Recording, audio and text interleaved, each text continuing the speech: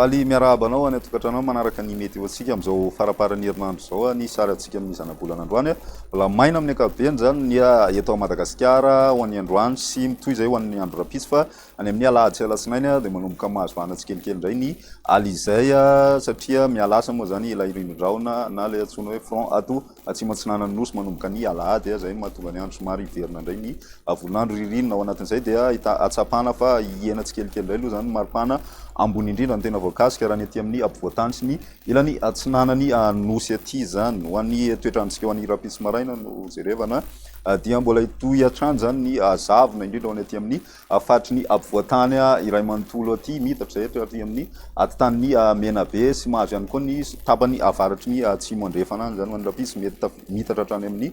faritry ny nosy any izay andehan-javona zay ho an'ny andro rapitsy vao maraina fa ny ilany atsinanany nosy dia ahitana orana tandrivindraona miatoato raha ny aty amin'ny faritry ny savana lanjorofo dianasy aty amin'ny faritry ny atsinanana mahazo ihany koa ny tapany avaratry ny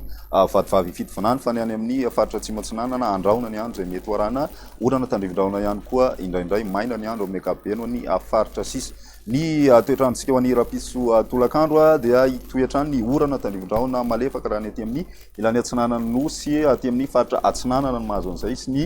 tapany avaratry ny faritry ny vadivavy fitovinany mandraona ny andro raha ny any amin'ny faritry ny dianany zay mety hoarana orana tandrivindraona ihany koa indrindra ho an'ny takariva zany maina ny andro amin'ny ankapobeny dia somary olalovandraona raha ny aty amin'ny tapany atsimony nosy aty sy ny aty amin'ny atitan'ny Madagasikara aty zany ny aminy moa zany saika tena hibalika mihitsy ny masoandro ny maripana atsika ho an'ny rapitso dia ahitana fidinana be ny maripana indrindra ho any vakinankaratra any satria dia hatratratra any amin'ny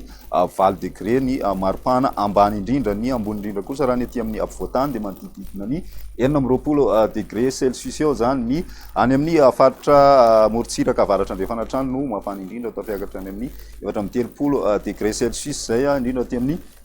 morotsiraky ny Sofia aty zany izay indray ny meteontsika tamin'ity andro androany ity manasanao hatrany anaraka izany veloma ty